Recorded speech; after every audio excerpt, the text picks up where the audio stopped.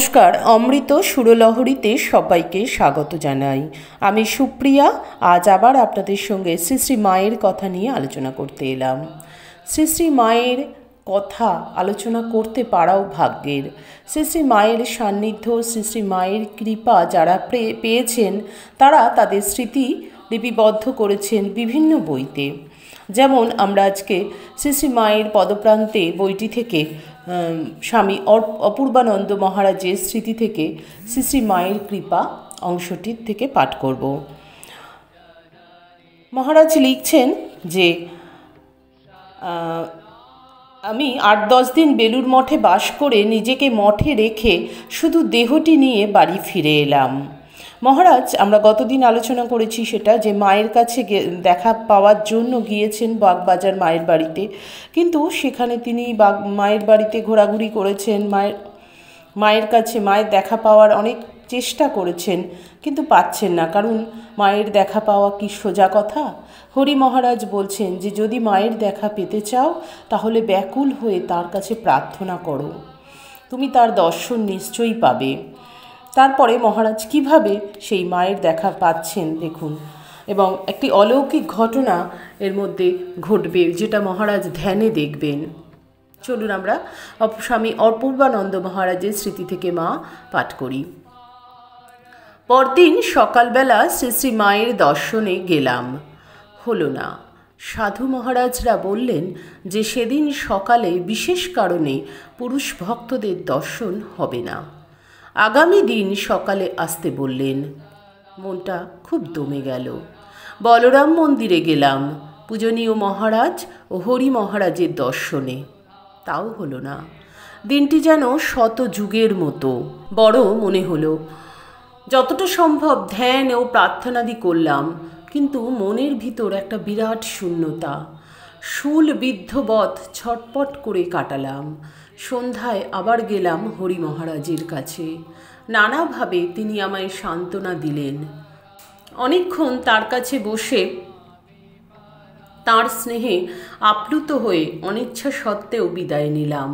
রাত্রে প্রাণের অস্থিরতায় ঘুম হলো না। আমি উঠেছিলাম এক ভক্তের বাড়িতে। পরদিন ভোরবেলা গঙ্গা স্নান করে ভক্তটির ঠাকুর ঘরে একটু বসেছি ধ্যান করব বলে। অল্পক্ষণের মধ্যেই এক অলৌকিক কাণ্ড ঘটে গেল। আনন্দ ও বিস্ময়ে বাহ্য জ্ঞান হারা হয়ে অনেকক্ষণ আসনে বসেছিলাম। আসন থেকে যখন উঠলাম তখন 6:30 বেজে গেছে। আমিও ধ্যানের কথা ভাবতে ভাবতে আশা ভরা প্রাণে মায়ের বাড়ির দিকে রওনা হলাম। উদ্বোধন বাড়িতে পৌঁছে দেখি ততক্ষণে 15-20 জন ভক্ত শ্রী শ্রী মায়ের দর্শন প্রার্থী হয়ে অপেক্ষা করছেন। জানা গেল যে মায়ের দর্শন হবে। আনন্দে অধীর হয়ে গেলাম। 7:30টার পরে একজন মহারাজ একটি বড় রেকাবিতে শালপাতায় সাজানো প্রসাদ নিয়ে এসে সকলের হাতে হাতে দিয়ে বললেন, মা প্রসাদ পাঠিয়েছেন, প্রসাদ খেয়ে অপেক্ষা করুন, দর্শনের জন্য ডাকা হলে সকলে দর্শন করতে যাবেন। শ্রী শ্রী মা সকালবেলা সবাইকে, এই যে ঠাকুরের ভোগ দেওয়া হতো ফল মিষ্টান্ন যা কিছু, সেই প্রসাদটা ছোট ছোট রেকাবিতে শালপাতার ছোট ছোট এতে করে ঠোঙার মধ্যে করে নিচে আর কি সকলের জন্য পাঠিয়েছে। তো সেই প্রসাদ খেতে বলা হলো এবং বললো আপনি অপেক্ষা করুন, আপনারা মায়ের দর্শনের জন্য ডাকা হলে সকলে দর্শন করতে যাবেন। তিনি আরও বললেন যে মা নিজের হাতে প্রসাদ সাজিয়ে ভক্তদের জন্য পাঠিয়েছেন। ওই প্রসাদ খেতে খেতে খুব আনন্দ হলো। মা প্রসন্না হয়ে নিজের হাতে প্রসাদ পাঠিয়েছেন, এর চাইতে বড় প্রাপ্তি আর কি হতে পারে? ওই প্রসাদে ছিল শ্রী শ্রী মায়ের স্পর্শ, তার স্নেহ ও মমতা। মহারাজ প্রথমে পেলেন মায়ের প্রসাদ, মায়ের স্নেহ মমতা স্পর্শ, তারপরে পাবেন মহারাজ মায়ের দেখা। কেমন করে দেখুন। ভক্তেরা বলাবলি করছিলেন, সামনের এক সিঁড়ি দিয়ে উঠে যেতে হবে, মাকে দর্শন করে অন্য দিক দিয়ে নেমে আসতে হবে, মা পুরুষ ভক্তদের সঙ্গে কথা বলেন না ইত্যাদি। আমি এসব জানতাম না। আমি পুরুষ ভক্তদের সঙ্গে কথা বলেন না শুনে মন খারাপ হয়ে গেল। আমি তো মা বলে ডাকবো, তিনি কি সাড়া দেবেন না? একটা কথাও বলবেন না? দেখুন কেমন চিন্তা, যে পুরুষ ভক্তদের সঙ্গে কথা বলেন না, তো আমি তো মা বলে ডাকবো। তিনি কি সাড়া দেবেন না আমার ডাকে? তিনি কি আমার সঙ্গে কোনো কথা বলবেন না? এত দূর থেকে দেখা করতে এসেছি মায়ের সঙ্গে, এই চিন্তায় মনটা যেন শতধা বিখণ্ডিত হচ্ছিল। এমন সময় দেখলাম ভক্তদের মধ্যে সাড়া পড়ে গিয়েছে। উপরে উঠবার সিঁড়ি দিয়ে চলেছেন সবাই সারিবদ্ধ হয়ে। সিঁড়ি পর্যন্ত সকলে লাইন দিয়ে দাঁড়িয়ে গেলেন। আমার মনে হলো আমি সকলের পিছনে থাকব, সকলের শেষে আমি প্রণাম করব। বালক বুদ্ধি, শেষটায় আবার ভয় হলো, মা যদি ততক্ষণে চলে যান, যদি প্রণাম করতে না পাই। কিন্তু তখন আর এগিয়ে গিয়ে অন্যরকম কিছু করার উপায় ছিল না। ওই লাইনে সকলের শেষে চুপচাপ প্রার্থনারত হয়ে দাঁড়িয়ে মায়ের কথা চিন্তা করতে লাগলাম। ভোরবেলার ধ্যানের চিত্রটি অন্তরে উজ্জ্বল হয়ে উঠল। ভক্তেরা সিঁড়ি দিয়ে এগিয়ে চলেছেন শ্রী শ্রী মাকে প্রণাম করতে। আমিও অনুসরণ করে চলেছি। ক্রমে সিঁড়ি বেয়ে উপরে উঠে দেখা গেল একটি ঘরের দরজার সামনে একজন ভূমিতে মাথা ঠেকিয়ে প্রণাম করছেন এবং অন্য দিক দিয়ে নেমে যাচ্ছেন। এগিয়ে চলেছি, আমার পিছনে আর কেউ নেই। ঘরের দরজার সামনে প্রণামের স্থানে এসে দেখি শ্রী শ্রী মা আপদমস্তক একখানি গরদের সাদা চাদর মুড়ি দিয়ে অবগুণ্ঠিতা হয়ে বসে আছেন। মায়ের পাও দেখা যায় না, সবই ঢাকা। মনটা যেন দমে গেল। অপেক্ষা করার সময় ছিল না। আমিও নতজানু হয়ে মায়ের সামনে ভূমিতে মাথা রেখে প্রণাম করলাম। হয়তো 30-40 সেকেন্ড বা 1 মিনিট মাথা নিচু করেছিলাম, চোখ জল ভরা। মাথা তুলেই দেখি মা চাদরটি সরিয়ে দিয়েছেন, মুখে অবগুণ্ঠন নেই। সস্নেহে তাকিয়ে আছেন আমার দিকে। আনন্দে বিহ্বল হয়ে গেলাম। তাঁর পাদস্পর্শ করবার জন্য হাত বাড়াতেই মা স্মিত মুখে আমার মুখে হাত বুলিয়ে চোখের জল মুছে দিলেন এবং আমার চিবুক ধরে চুমু খেলেন। আর মধুর স্বরে জিজ্ঞাসা করলেন, বাবা, প্রসাদ খেয়েছ? আমি তার মুখের দিকে তাকিয়ে শুধু বললাম, হ্যাঁ মা, খেয়েছি। ব্যাস এই দুটি কথা মাত্র। মায়ের স্নেহ স্পর্শ মধুর বচনে অন্তর ভরে গিয়েছিল। আমি অবাক হয়ে শুধু দেখছিলাম মাকে। ভোরবেলায় ধ্যানের সময় একেই তো দর্শন করেছিলাম। সেই সরু লাল পেরে কাপড়খানি পরা মাতৃমূর্তি আমাকে কোলে নিয়ে বুকে জড়িয়ে ধরে সর্বাঙ্গে চুম্বন স্পর্শ দিয়ে হাত বুলিয়ে কতভাবে আদর করেছিলেন। সবই স্বপ্নবৎ মনে হচ্ছিল।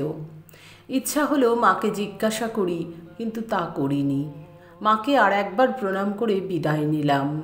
একটু এগিয়ে গিয়ে ফিরে চেয়ে দেখি মা তখনও বসে আছেন আমার দিকে সস্নেহে তাকিয়ে। তিনি দৃষ্টির ভেতর দিয়ে আমায় অনুসরণ করছেন।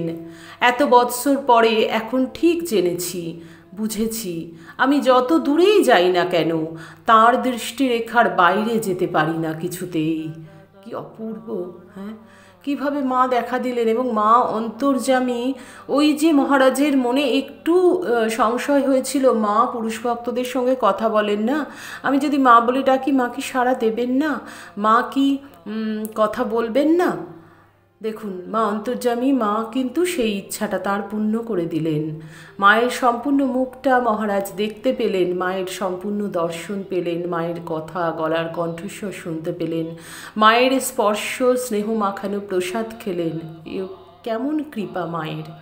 ঠিক এমনই কৃপা কিন্তু আজও আমরা পেয়ে চলেছি। ইনফ্যাক্ট আমিও পেয়েছি এবং এরকম কৃপা পেয়ে চলেছি। আমি দেখেছি মায়ের কাছে কিছু মনের প্রার্থনা জানালে মা তা কিন্তু পূর্ণ করেন। মহারাজ লিখছেন, নেমে এসে প্রথমেই মনে হলো আমার এই সৌভাগ্যের সমাচারটি ছুটে গিয়ে আগে পূজনীয় হরি মহারাজকে দেব। তখন বেলা 8:30। তার সঙ্গে দেখা হবে কি না সে এক কথা। তাছাড়া সঙ্গে সঙ্গে এও মনে হলো মঠ থেকে 3 দিন এসেছি, একদিনের জন্য এসেছিলাম, দর্শনাদি সেরে সেই দিনই মঠে ফিরে যাবার কথা ছিল। বিশেষ করে অনিশ্চয়তার জন্য কোনো খবরও মঠে পাঠাতে পারিনি। তাই তখনই মঠে ফিরে যাওয়া স্থির করলাম। হরি মহারাজ ছিলেন বলরাম বাবুর বাড়িতে, তো সেখানে আবার যাবেন, তাই তিনি স্থির করলেন যে মঠেই ফিরে যাই। পূজনীয় হরি মহারাজের সঙ্গে স্থূল শরীরে আর দেখা হয়নি। তার আশীর্বাদেই আমি শ্রী শ্রী মায়ের দর্শন পেয়েছিলাম। তিনি পুণ্য স্পর্শ দিয়ে আমার দেহ মন পবিত্র করে দিয়েছিলেন। প্রার্থনার দ্বারা মাতৃদর্শনের সব বাধা করেছিলাম অপসারিত এবং শক্তিপূর্ণ প্রেরণায় অগ্রগতির পথে করেছিলেন চালিত। আমার অন্তরের সকল কৃতজ্ঞতা তাকে জানাতে পারিনি বলে এখনও অনুশোচনা হয়। মঠে গিয়ে মহাপুরুষ মহারাজকে সব বললাম। তিনি খুশি হয়ে বললেন, তোমার ভাগ্য ভালো, নইলে এমন সব যোগাযোগ হওয়া। শ্রী শ্রী মাকে দর্শন করেছ, তিনি তোমার সঙ্গে কথা বলেছেন, আশীর্বাদ করেছেন। এ কি সাধারণ কথা? তোমার মঙ্গল হবে, আমি বলছি খুব মঙ্গল হবে। ঠাকুর তোমায় কৃপা করেছেন। সেবার ৮-১০ দিন বেলুর মঠে বাস করে নিজেকে মঠে রেখে শুধু দেহটি নিয়ে বাড়ি ফিরে এলাম। সত্যি অপূর্ব কিভাবে পূজনীয় স্বামী অপূর্বানন্দ মায়ের সান্নিধ্য পেলেন। মাকে পাওয়া যেমন সোজা কথা নয়, তেমন যদি কেউ অন্তর থেকে মাকে ডাকেন, মা বলেছেন আমাকে যদি কেউ মা বলে ডাকে আমি তার ডাকে সাড়া না দিয়ে থাকতে পারি না। একটা ঘটনা, যখন ঠাকুর দক্ষিণেশ্বরের বাড়িতে দক্ষিণেশ্বরের ঘরে রয়েছেন, মা ঠাকুরকে খাবার দিতে যাচ্ছেন, এমন সময় একজন মহিলা এসে, তার একটু চারিত্রিক দোষ ছিল, এসে মাকে বললেন, মা আমাকে খাবারটা দিন, আমি ঠাকুরকে দিয়ে আসব। তো মাকে ওই যে মা বলে ডেকেছেন, মা না করতে পারলেন না। মা জানেন যে ঠাকুর সবার স্পর্শ গ্রহণ করতে পারেন না, তাও মা দিলেন। তখন ঠাকুরের কাছে গিয়ে খাবারটা দেওয়া হলো। ঠাকুর চুপচাপ বসে আছেন, খাবার খাচ্ছেন না। তখন মা বললেন, খাচ্ছ না কেন, খাও। তখন ঠাকুর বললেন, তুমি তো জানো আমি যার তার ছোঁয়া খেতে পারি না, তুমি তো জানো ওই মহিলার চরিত্র কেমন, তুমি কেন তাকে দিয়ে আমার খাবার পাঠালে? তখন মা বললেন যে, ঠাকুর আপনি খান, আমি আর পাঠাবো না। ঠাকুর বললেন, তুমি বলো তুমি আর কাউকে দিয়ে পাঠাবে না, তুমি নিজে নিয়ে আসবে। তখন মা একটা কথা বললেন যে, আমাকে যদি কেউ মা বলে ডাকে আমি তাকে ফেরাতে পারবো না। এই যে মা বলে ডাক, এই যে ভালোবাসা মায়ের প্রতি, কেউ যদি মাকে ভালোবেসে ব্যাকুল হয়ে মায়ের দেখা পাওয়ার জন্য, মায়ের সান্নিধ্য পাওয়ার জন্য ব্যাকুলতা দেখাতে পারে, মায়ের কাছে ছুটে আমি যাবই, আমাকে যেতে হবেই মায়ের কাছে, এই যে ইচ্ছাটা, প্রবল ইচ্ছাটা যদি কেউ দেখাতে পারে, তার মধ্যে যদি মায়ের জন্য প্রাণ কাঁদে, তাহলে কিন্তু মা সাড়া দেন, অবশ্যই দেন। সেটা আমরা পূজনীয় স্বামী অপূর্বানন্দ মহারাজের স্মৃতি থেকে পেলাম। এভাবেই মা বহু বহু সন্তানকে কৃপা করে চলেছেন, অগণিত সন্তানকে কৃপা করে চলেছেন। ধনী দরিদ্র নির্বিশেষে, পাপী তাপী সকলকে উদ্ধার করছেন পতিত পাবনী মা আমাদের, পরমা প্রকৃতি অভয়া বরদা মা আমাদের। আশা করি আজকের উপস্থাপনাও আপনাদের সকলের খুব ভালো লাগলো। আমার সত্যি ভীষণ ভালো লাগছে আপনাদের সঙ্গে এইভাবে মাতৃ অনুধ্যান করতে পেরে, এবং এই অনুধ্যানের মধ্যে দিয়ে আমরা অনেক কিছু শিখছি, অনেক কিছু জানছি। কারুর মধ্যে যদি মায়ের প্রতি অনুরাগ না আসে, সেও মায়ের বই পড়তে পড়তে কিন্তু মাকে ভালোবেসে ফেলবে, যদি গল্পাকারেও মায়ের কথা পড়েন। তো এইভাবে আমরা যেন মায়ের স্মরণ মনন করতে পারি সর্বদা। গতকালকে যে ভিডিওটা ছিল আপনারা সকলে সেখানে কমেন্ট করেছেন, খুব ভালো লাগছে এটা জানতে পেরে যে আপনাদেরও ভালো লাগছে।